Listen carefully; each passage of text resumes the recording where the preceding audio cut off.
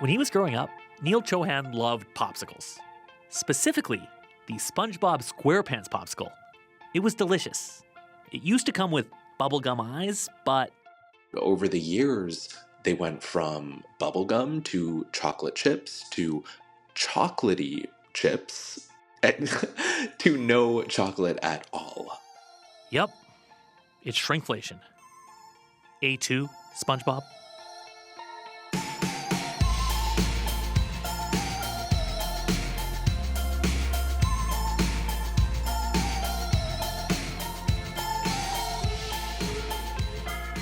Hi, I'm Paul Haversrud. Welcome to The Cost of Living. Remember a few years back, we saw shrinkflation in all kinds of stuff we bought? Fewer chips, less pasta, same money. This ticked folks off, but then we kind of stopped talking about it. Maybe we shouldn't have, because the stuff we buy hasn't stopped shrinking. Also today, for the first time in more than 25 years, Google is changing its iconic search box. So how we find stuff on the internet is about to be different. And buckle up, internet lovers, because that may not be all. Up first, some things are so exclusive, you can't just walk into a store and grab one off the shelf. You have to know someone for the privilege of spending $20,000 on that Birkin bag. Or do you?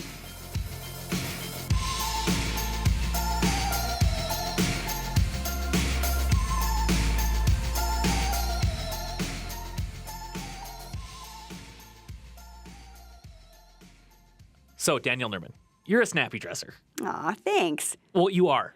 But would you ever buy a knockoff? Oh, I would, and I have.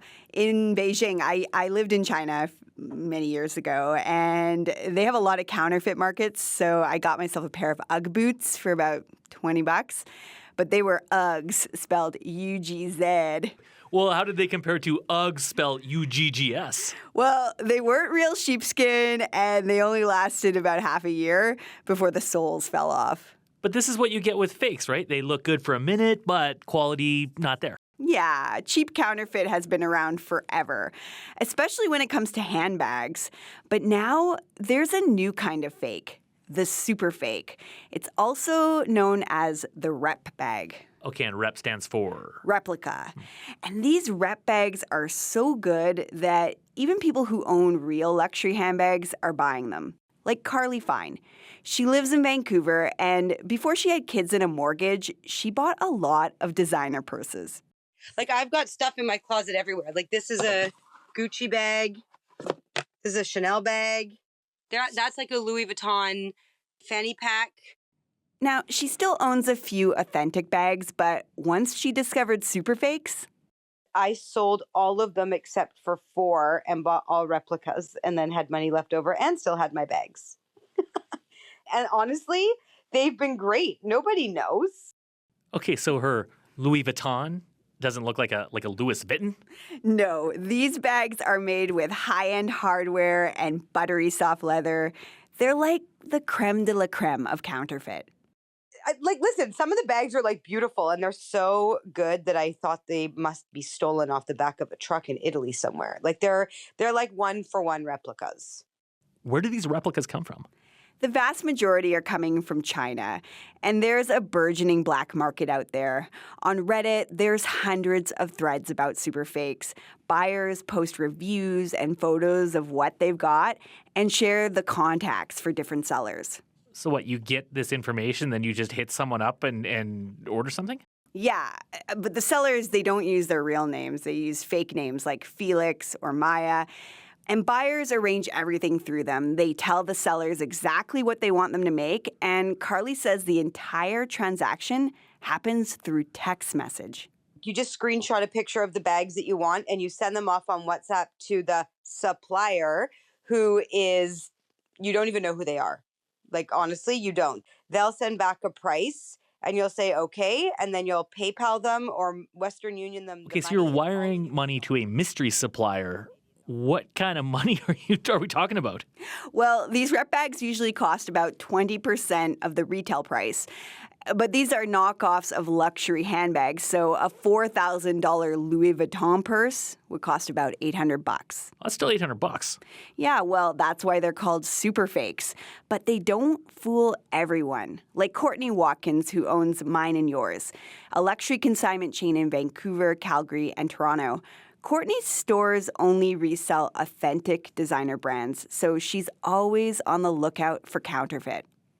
Even though they'll use real leather, there'll often be a plasticky smell, or this doesn't have much. Well, she really got in there and smelled something, didn't she? Yeah, she was smelling a purse. It's one way to know a real from a fake. And I also wanted to know how else she can tell the difference. So I borrowed one of Carly's bags, a copy of a small Hermes purse, and showed it to Courtney. Let me open it up.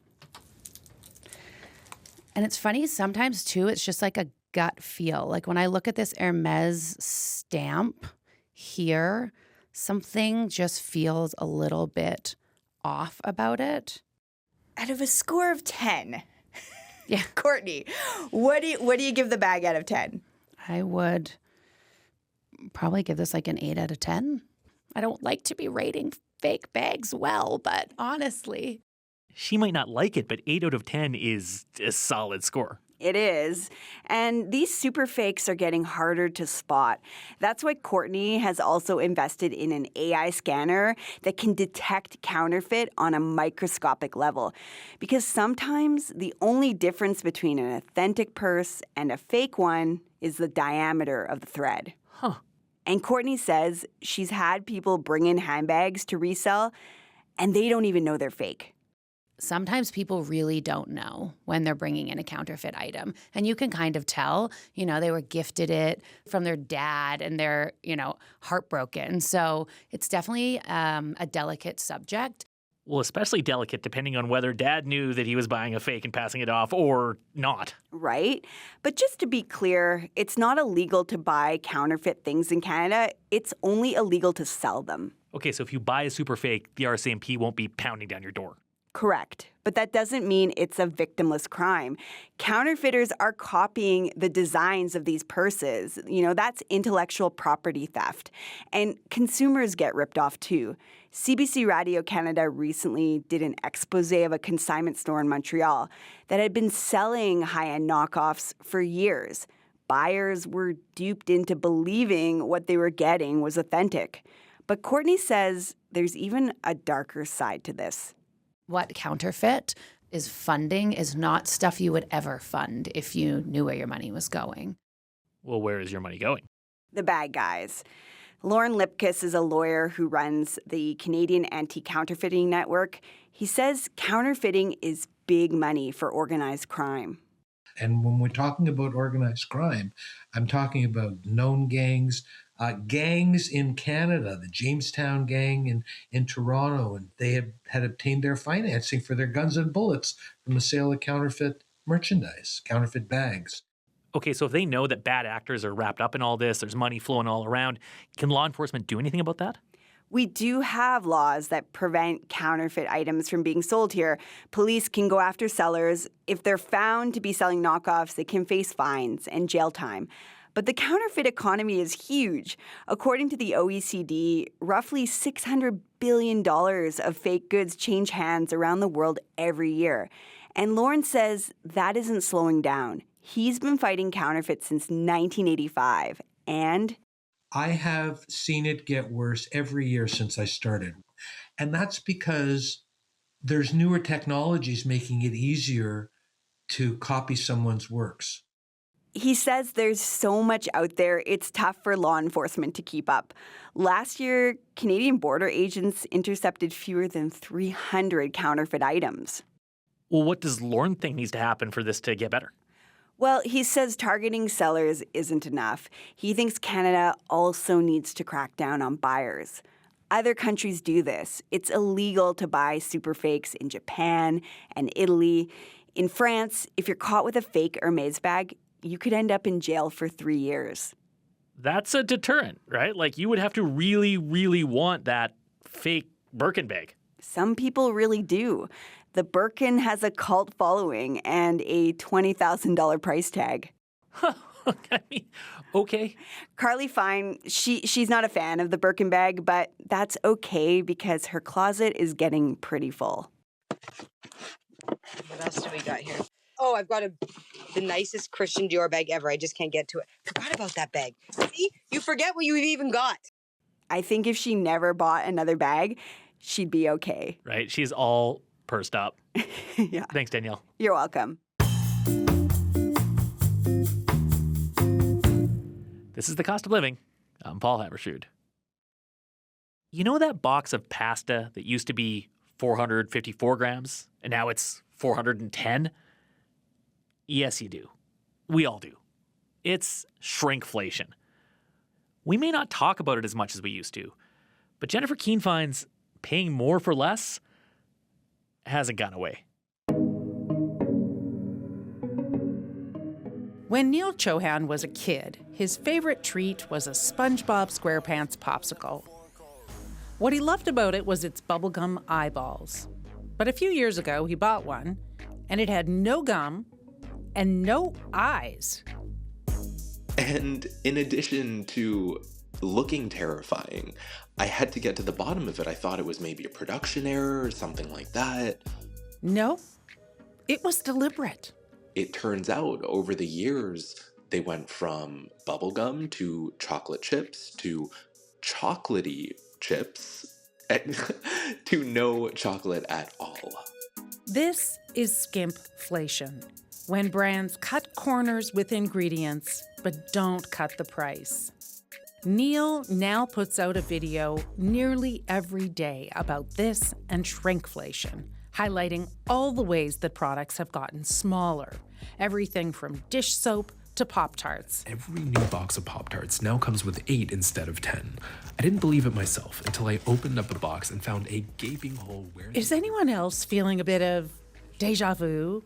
Like, haven't we been talking about this for years now? They're actually just reducing the size of stuff and increasing the price. Have you ever had a favorite product you've been buying for years that suddenly seemed a little worse? Those are all signs of hidden inflation. Colleen Wiseman heads the Food and Resource Grad program at UBC. She says shrinkflation is still a thing because inflation is still a thing, and food manufacturers are feeling it in lots of ways. Labor, rent, equipment. If you were putting your product into glass bottles have increased so much. With pressures all along the supply chain, food makers are getting squeezed. And she says they've only got so many cards to play. And if they're saying, oh, I got a lid on my prices and my costs are going up, I either do skimflation, so I make the ingredients not as great, or I make it smaller.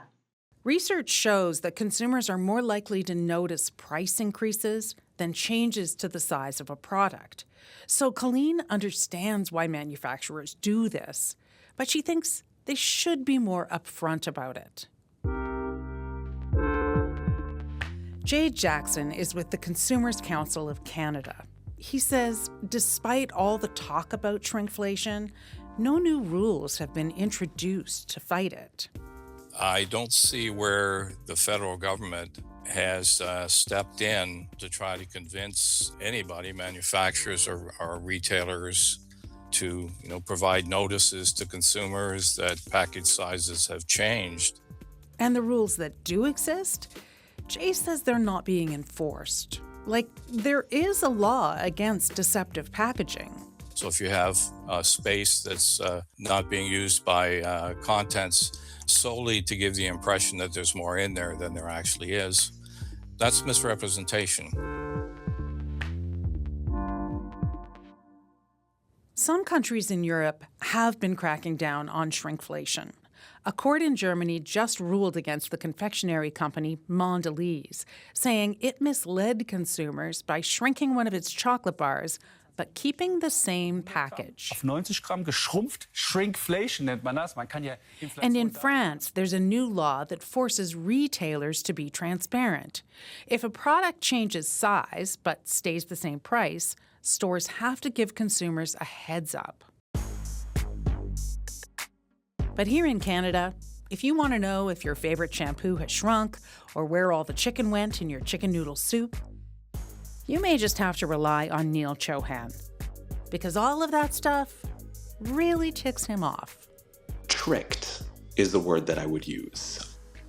So as long as shrinkflation still exists, I'm going to keep making videos about it because I just feel like Canadians deserve to know what's happening, and times are not easy right now. So if people are wondering, hey, my money's not stretching as far as it used to and I don't know why, maybe this is why. For the Cost of Living, I'm Jennifer Keane.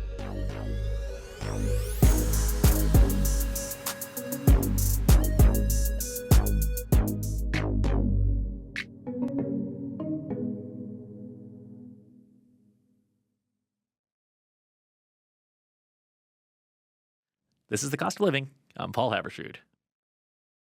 More than 25 years ago, Google promised to organize the world's information. It did. We all got on board, and Google became the hub for a huge chunk of the business of the internet. Advertising dollars, the attention economy, the place to go to find a garden hose. Well, now Google is changing how we Google. Its iconic search box is getting an AI-powered glow-up. How could this change what we see on the internet, and maybe even the internet itself? Siva Vaidyanathan is a media studies professor at the University of Virginia and the author of The Googleization of Everything. Hello. Hey, it's really good to be part of this conversation. Do you remember the last thing you Googled? I'm sure it was directions this morning. I think I was like, I was trying to find the best way from point A to point B, and I'm sure that's what it was. Yeah. Okay, well, we all know how that works. You Google the directions come Right. up, and you get the links, you click on them. With the new Google, do you know Yeah. what will happen? Well, I mean, it really depends on what part of Google you're interacting with. Google is now this sort of all-encompassing information delivery system. But look, Google's case used to be, we are going to help you navigate the sources of information supplied by others. And we're therefore providing a benefit both to the seeker of the information and the provider of the information. We are just a conduit, right? That's been its case.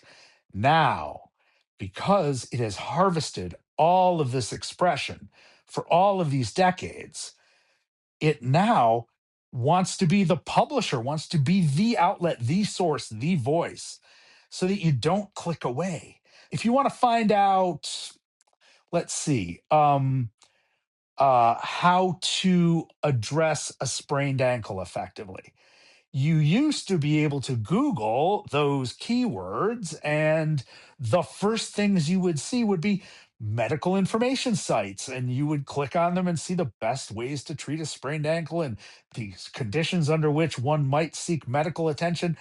Now, Google will provide you that block of text. That block of text is totally copied and culled from the other sites that Google has been managing and connecting to over the years, but it's all going to be in Google's AI voice. And that means you're never going to have an incentive to leave that Google page, that Google universe. It's going to be a pretty stunning change in the what you might call the social contract of the web. Will the link still be there somewhere? Like, do you have any Yeah. sense of whether we'll still be able to click on them if we wanted to?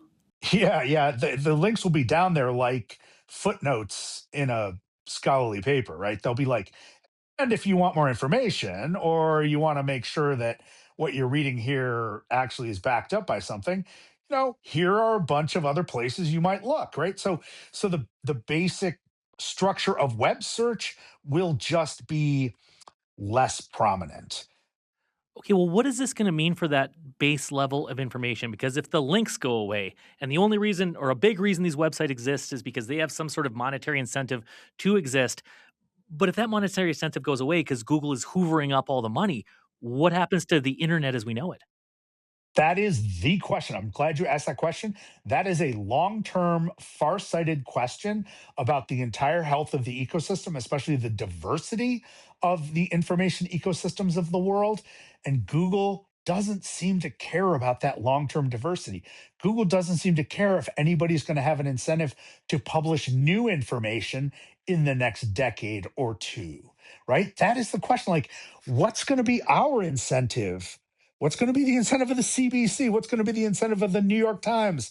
What's going to be the incentive of the BBC to post new information on what was once the World Wide Web? Like, won't all of these information providers essentially have an incentive to segregate themselves and wall themselves off from Google and other AI providers? Won't all of these big companies then ask us to seek out their content on individual gated islands rather than be part of this matrix of information where things are linking to each other and speaking to each other and interacting with each other? And if that's the case, aren't we going to have fewer and fewer providers of information over time? The upstarts will have a harder time finding an audience and revenue, right? So the new entrance into the information ecosystem and the market will find it almost impossible to displace an incumbent.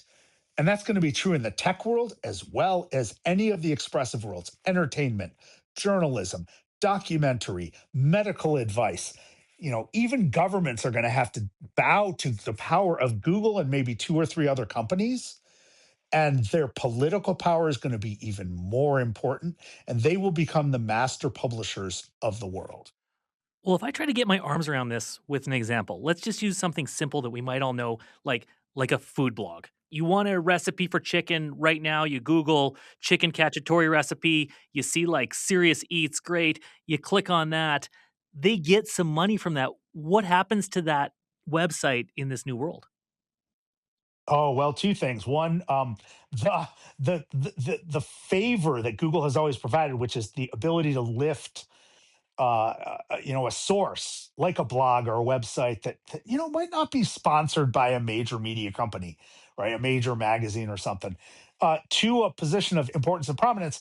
That's already slipping and has been for the last decade because of sort of big changes in the web and big changes in how Google does operation. It'll be even harder to imagine that sort of democratization of information and expression that we all thought we were celebrating 20 years ago. That's it's going to be a distant memory fairly soon. So again, like those entrepreneurial voices, those upstarts, those innovators, those revolutionaries, they're just not going to matter like they have for this very brief period of decades in the last 20 years or so. That's going to be one thing. But the other thing is the people who are trying to make a decent chicken cacciatore, they're going to find this sort of monoculture of of ways to make a chicken cacciatore. In other words, we're all going to get the same like processed recipe or processed advice culled from hundreds of different recipes into some muck of a master recipe offered by Google's AI system. You can ask Google, "Hey, should I buy a pair of Bose speakers? Should I buy a pair of Amazon speakers?" And Google might actually give you one simple answer, but that's not going to be right for everybody. And that's not going to be right in every situation.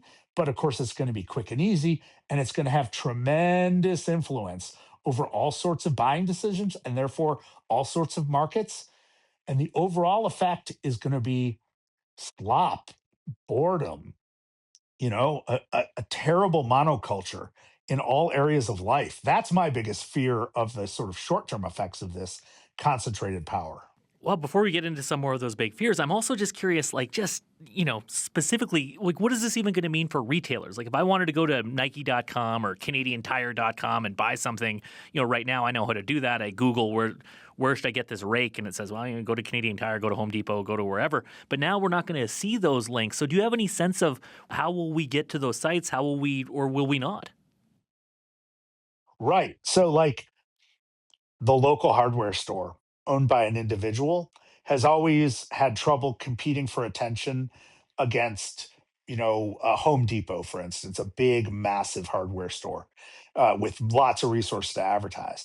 And Google has for a long time provided the smaller institutions with an opportunity to outbid for attention the larger players by, sort of looking for a niche customer or a local customer. And that advertising platform is still going to exist, and those advertisements are still going to run on the sides of these results. But that, what we call the organic search list, will be de-emphasized and harder to find and harder to navigate. And so if you're not paying Google for attention, you're not going to get it at all. So that's definitely going to favor incumbents and favor the people with big money. And that's going to have massive economic effect. And therefore, it'll have downstream effects on the health of democracy and the health of culture. Google's original motto, as you know, was "Don't be evil." They got rid of that a number of years ago. If you were to look at Google in its new AI-powered future, and we're going to come up with a new motto for Google, or a model that Google might adopt, what do you think that might be? How about Google? What else are you going to do? Right? It's almost like we're not going to have much of a choice. I look at the AI race right now, the major players, and I see Google having such a built-in advantage because of the decisions it's made and some luck over the past couple of decades, that I really don't see how companies like Microsoft can compete in that world effectively, except in small niche areas that might serve particular industries. But in terms of widespread consumer use of AI technologies, I don't see anybody coming close to Google. Now, I've been wrong before. I could be wrong now. I really thought the Sabres are going to win the Stanley Cup. So don't bet on what I say. But I'm just like looking at the terrain right now and thinking nobody is in a better position to succeed over the next decade than Google is. Well, Siva, first I'll say go Habs, and next you've given us a lot to think about. Thank you.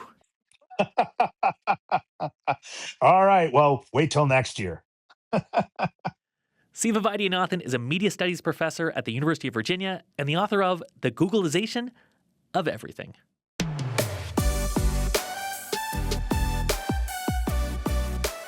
That's all for the show. The Cost of Living is based in Calgary. The show is produced by Danielle Nerman, Jenny DeRosio, and Jennifer Keene, with help from Jeff Kynock.